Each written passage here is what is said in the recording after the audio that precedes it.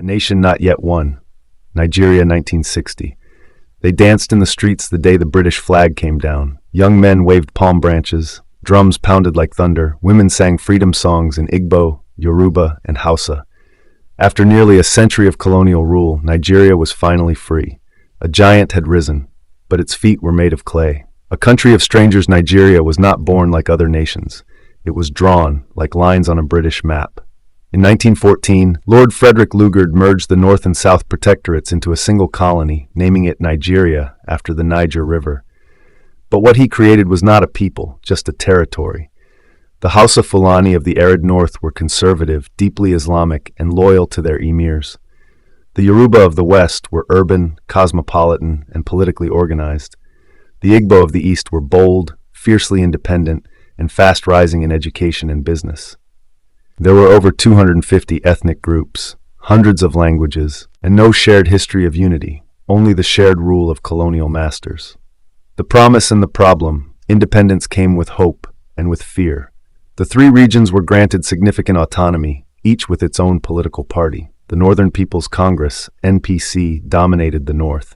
The Action Group, AG, held sway in the west. The National Council of Nigerian Citizens, NCNC, led by Nnamdi Azikiwe, claimed the east. But politics was not about ideas. It was about ethnic survival. Who would rule Nigeria? Would it be the north, with its massive population, the west, with its history of organized governance, or the east, rising fast in education, industry, and military influence? Even the capital, Lagos, began to feel like contested ground. A house divided by 1963, the dream of unity was cracking. Regional rivalries escalated. The 1964 federal elections were marred by violence, intimidation, and fraud. In the West, political chaos turned the region into what some called the Wild West, a place of riots, assassinations, and arson. In the North, distrust of the Igbo deepened. The East, in turn, felt increasingly alienated, certain they were being deliberately sidelined from power. The military watched from the shadows. A storm bruised by 1965, the belief in democracy was dying. To many Nigerians, their elected leaders were not guardians of the people. They were tribal lords in a new disguise.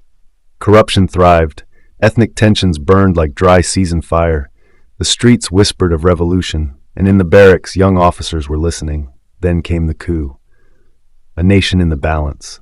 On the morning of January 15, 1966, gunfire erupted in Kaduna, Ibadan, and Lagos.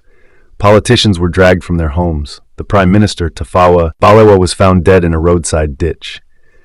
The Sardauna of Sokoto, Nigeria's most powerful northern leader, was killed in his home. The first coup had come, and it would change everything.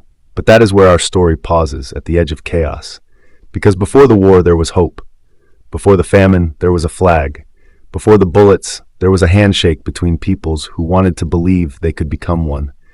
But Nigeria was not yet ready to be one.